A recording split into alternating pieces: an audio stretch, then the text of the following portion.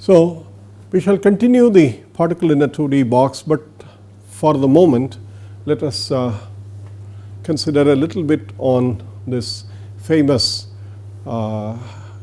principle called the uncertainty principle, which was first put forward by Werner Heisenberg.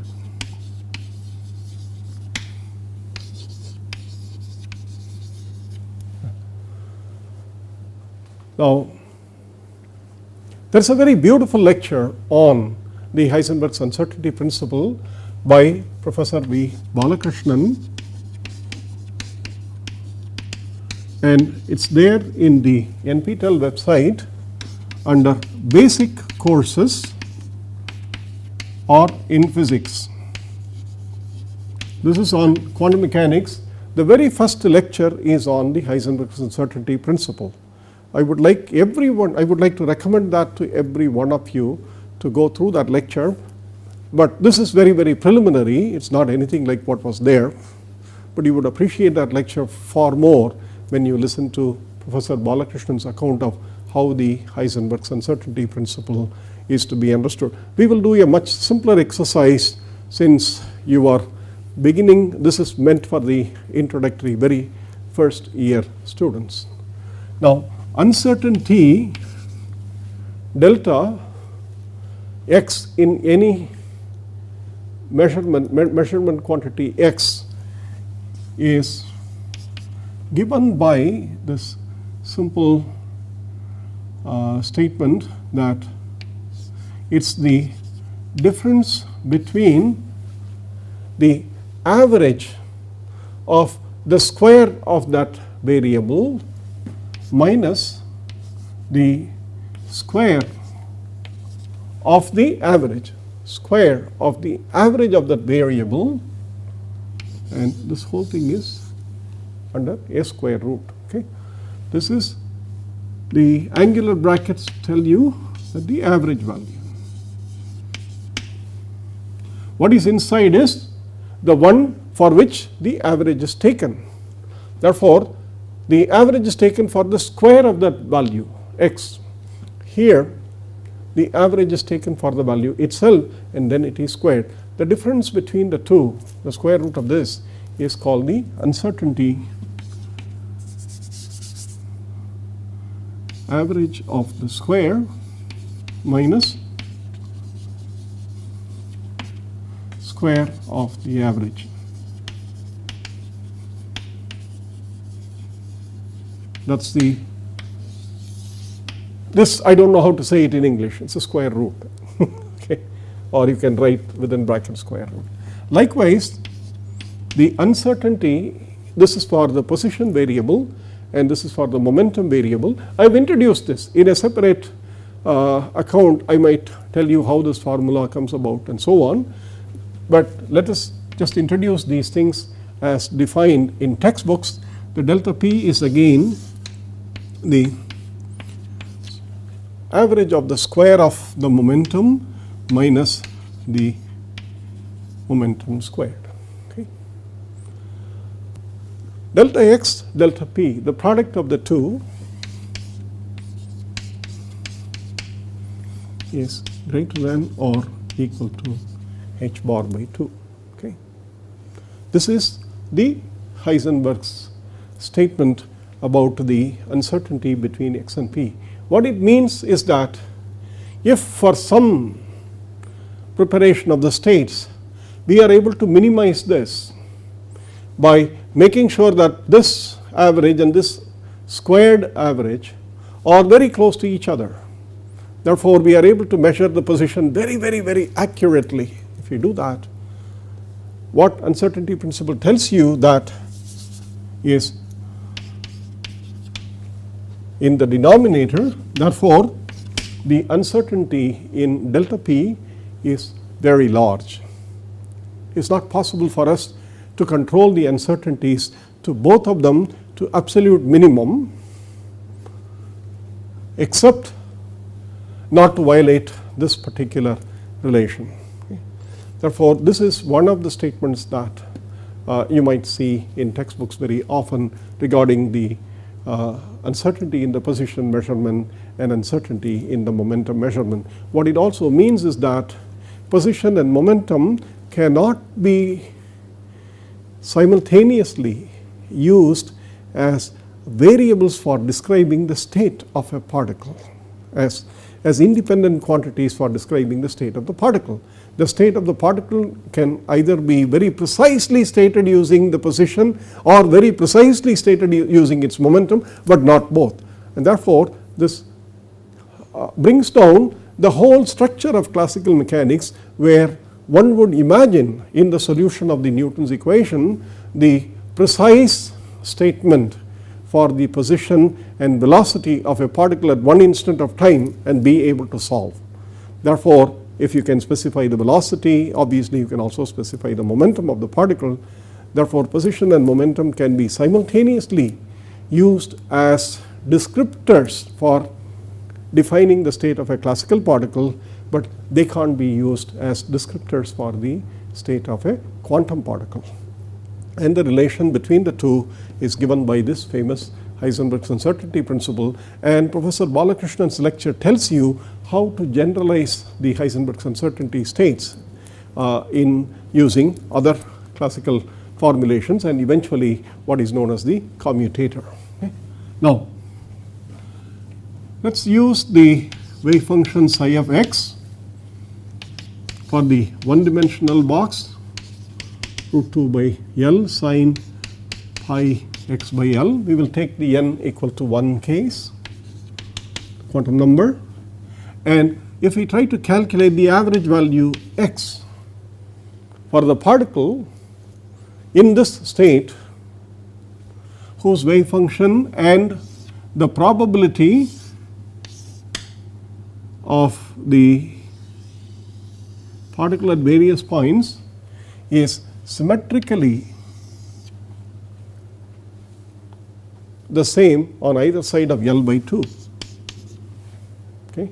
It should be immediately clear that the average value for the particle position, given that these are the probabilities for the particle's position being here or here or here or here, by looking at this being a symmetrical graph, you can immediately say x should be L by 2.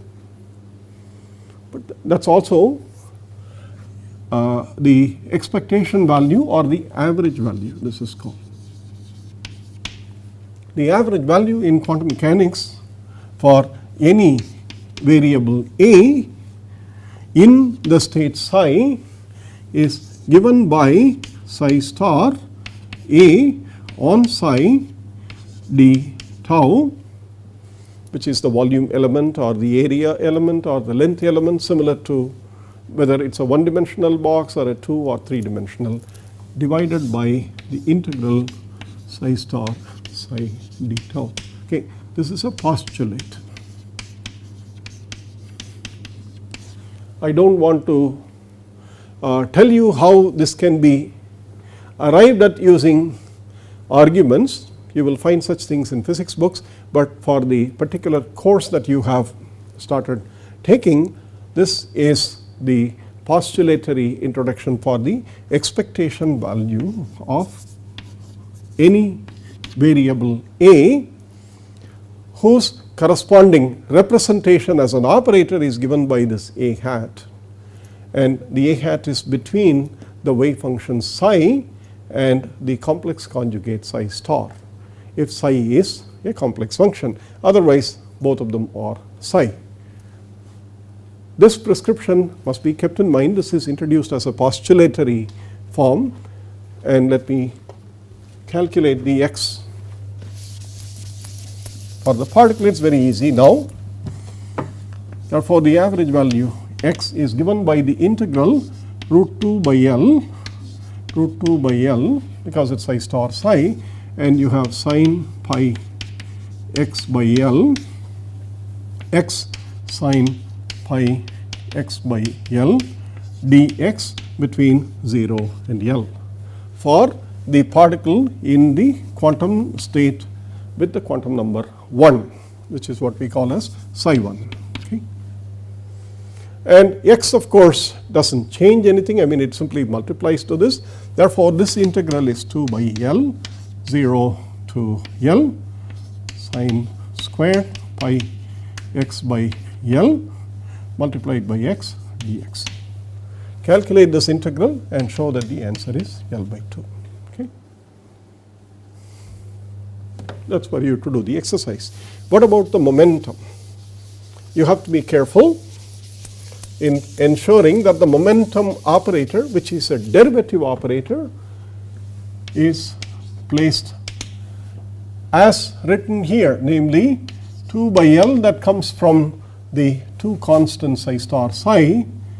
Then you have sine pi x by L between 0 to L, and the momentum operator is minus IH bar d by dx acting on sine pi x by L dx.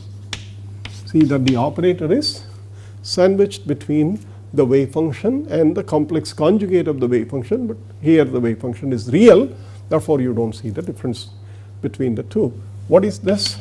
It's very easy to see that this will give you, the derivative will give you a cos, and a sine cos will give you a sine 2 pi x by L, and that in this interval is actually 0.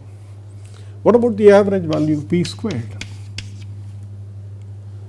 The average value p square is given by 2 by L again, sine square sine pi x by L, and now you remember it's minus h bar square d square by dx square for the operator p square sine pi x by L dx, and it's between 0 and L.